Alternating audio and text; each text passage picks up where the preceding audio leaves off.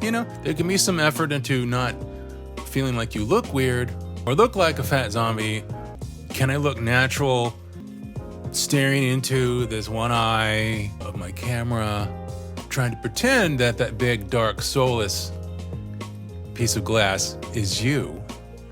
Despite the fact that I've come to feel like cameras in general have not been kind to me. I feel like the mirror is kinder. The mirror has a way of saying, it's okay, you're trying. You're doing okay. You're hanging in there, bro. And perhaps the loss of your spectacular hair, your voluptuous mane that you used to carry around and sport and show off like a proud peacock. Maybe if you're 20 and have spectacular hair and dewy, glowing skin, you've not given this a thought. Or you're like, I love cameras because how much they love me back. But I feel like the love is one-sided. And is that a healthy relationship? No. So I'm trying not to be like, this is my YouTube video and I'm eating this mic. If you were having a conversation with your friend, would you stare nonstop into their eyes for 15 minutes? Or would that make you look like some kind of creepy girlfriend? Apparently, if I keep looking away while I talk to you, that looks weird. I'm just looking at you. Just not taking a break from the staring. Do I sound like myself? Hopefully. Do I like it? I don't know. Well, hopefully, friends. So we're doing a thing. I had some disclaimers I wanted to kind of talk about because it's time to put on my big girl pants and kind of talk about my experience and my journey. My journey. Let's talk about my journey, my weight loss journey, or something like that. I'm not a fan of that because of its connotation or something, but I think it makes sense. Why I'm looking over there. What's over there? There's a red light on my little webcam, and it's like.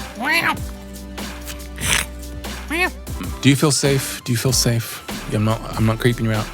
Like, years ago, I've seen some, younger mid-20s or less. It seems like they get a laptop, and then 2 weeks later, they're on YouTube doing tutorials, and I was like, what the fuck? Where do you store your balls? Because they can't possibly fit in your pants. I think they were just sharing their journey. If I say that too many times, I give you permission to hunt me down and punch me in the neck, because I'm not fond of that phrase. Yeah.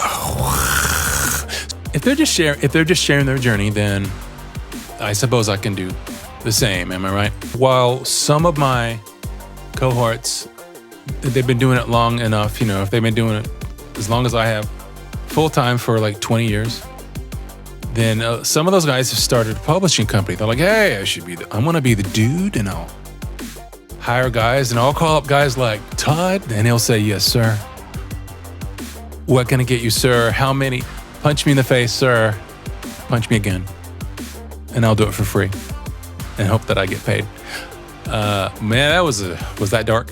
I got into this because I want to make music, and my art. I'll probably do lots of air quotes because I'm making fun of myself when I do air quotes. Yeah, rambling endlessly with no apparent goal, and I've been able to basically sit at home with or without pants, certainly in pajamas. And certainly, no grooming is required and no ability to speak to anyone else besides my family and my publishers. How great is that? I kind of call it a musical ADHD, where in playing trombone, the sexy instrument. I've been getting full-time checks since the year 2000, when the Y2K thing did not take down the entire planet, and the computers did not reset to 1900 and destroy humanity. It would have been interesting to see, suddenly are we all driving Ford Model Ts and saying, Hey there, son. When I left town, I had a very small setup at the time. I took it with me. I didn't know if LA was going to be suddenly riots and on fire and Godzilla. I didn't know. I mean, LA, things happen. We will riot. We like to riot. We like to riot like after something happy like the Lakers win. We like to go down to the Staples Center and set police cars on fire and whatnot. So it's part of our culture in LA. Lord God, where was I? I've been doing this full time since 2000. And as you can imagine, I was doing it before that. Just not full time, just not making full-time money. But we don't want to talk about that because that's no fun. Just dumb stuff that made me sad and dark. And I'll try to deal with that in the future. But it's okay because, when I'm out of focus, you can't see as many details. Am I right? What's not social proof? What's the word? My professional pedigree. I've been doing this for 20 years. Started out with one single talk show, reality shows, random network shows, just a little bit of everything, cable networks, MTV, doing six figures for most of those 20 years. I think it was by 2001 at some point. I think I hit over 100,000. Why did I say that? So I think 20 years probably when it hits next 2021. And we leave 2020 behind. Right? Who's looking forward to that? Who's with me? I'm going to be doing so much editing. Editing out the weirdness and the dumb white spaces. Then, like say, for example, my last statement, there was over 70 shows. There was 440 tracks that were used, and it covered a lot of territory, as I said, and that's my jam. I love being able to do that, cover all the emotions, from dark to light, in the genres, pop and dance and hip hop, R&B, and being able to sing and write songs. I know I'm a corn-fed white boy from Tennessee. When I first got into R&B, it was like, I love this so much.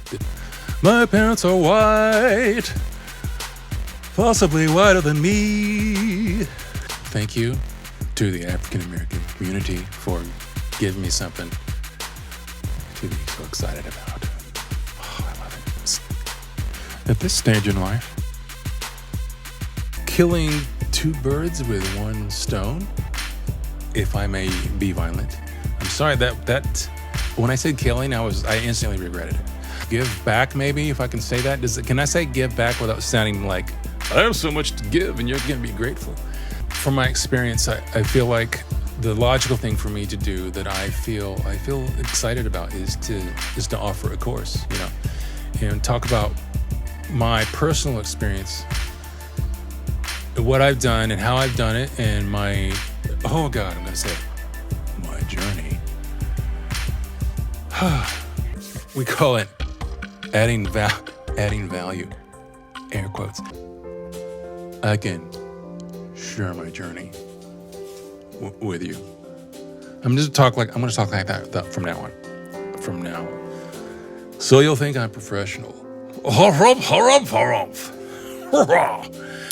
want to get this out of the way. I've had to face down some fears to get on camera. It's not like, I'm not a weirdo that can't talk to people, but I think it sort of equates. You have this feeling like you're on stage talking to more than one person. And it's not particularly nerve-wracking. It's just like you have to think, well, I feel like I'm talking to one person, except eventually, in theory, more than one person will have watched. And there may eventually be a lot of people that would have watched and said, that guy is weird.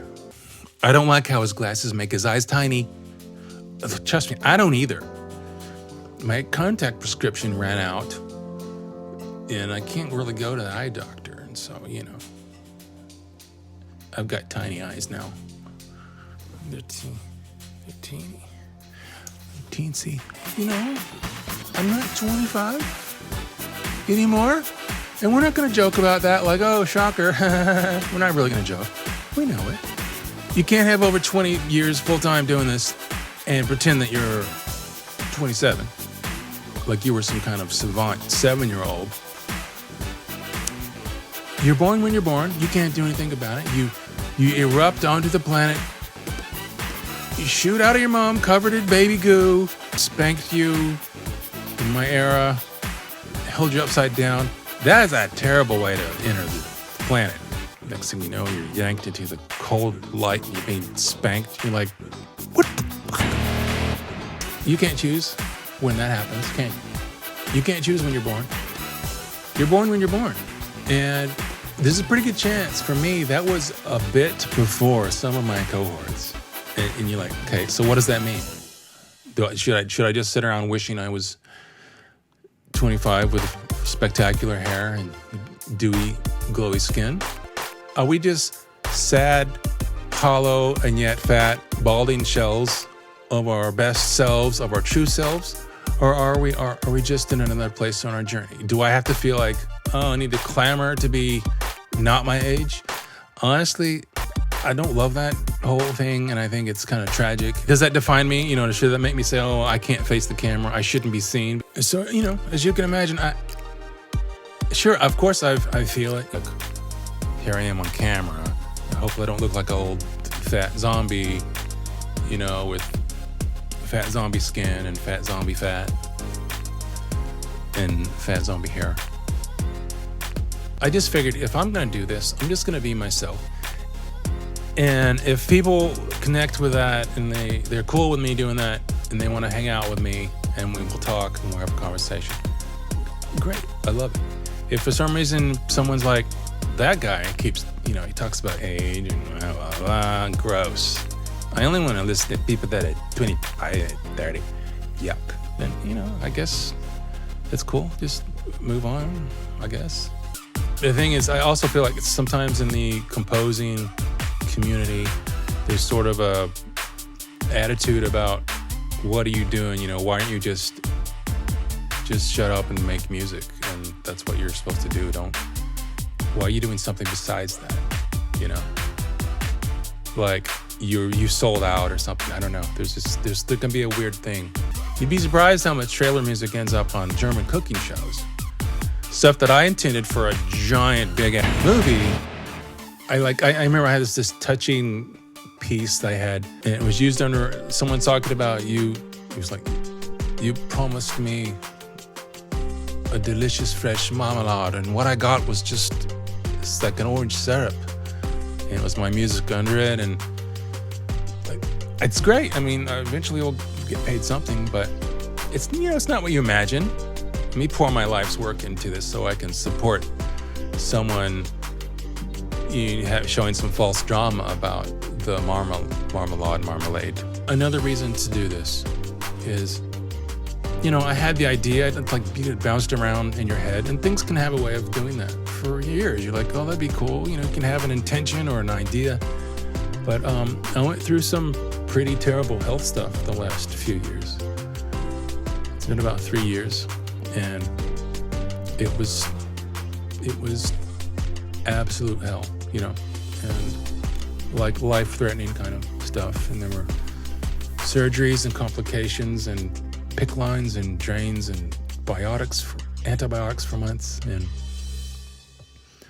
you know, when if you've ever hit a point where you've dealt with something like this and you actually had to literally face down, am I going to survive this? You know, then I think in some ways you come out on the other side and you are changed, and you know, and you could think, you know